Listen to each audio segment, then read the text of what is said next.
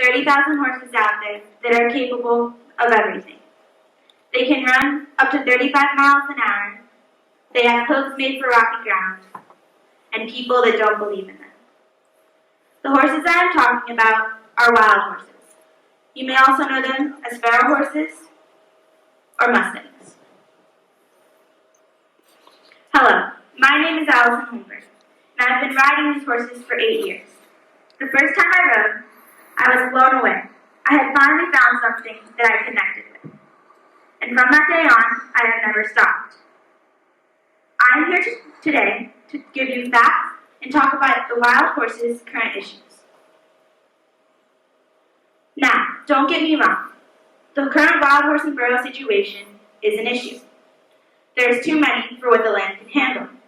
This causes the land to become parched, and the wild horses to starve to death.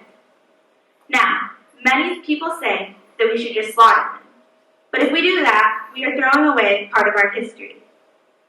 So in my opinion, we need to come up with a way to manage the wild horse and burros without killing them off. Because how could we kill these beautiful creatures? The BLM, also known as the Bureau of Land Management, has been trying to manage them by bringing in small amounts and putting them up for sale. In 2017, about 3,735 horses were brought into captivity and put up for sale. But only 516 of those horses were sold. And that is the most wild horses sold in 6 years. So, this goes to show that either horses are starving to death in the wild or living in poor conditions in captivity for the rest of their lives. About 3 years ago, I walked into Bright Meadows Equestrian Center, and there was this horse named Tiger Eye. She was beautiful, and she had the cutest face. And from that day on, I started to train her. And now, that is the best thing that has ever happened to me. She's an amazing horse. But her life hasn't always been easy. Before Bright Meadows adopted her, she was abused by her previous owner. Luckily, though, her previous owner gave her back to the BLM, and Bright Meadows was able to adopt her.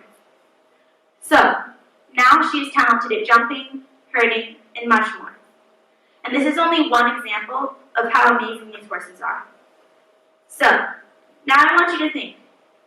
Has your opinion on wild horses changed? And are you willing to change other people's opinions too? Because I would hate for others not to be able to experience the joy these wild horses have given me.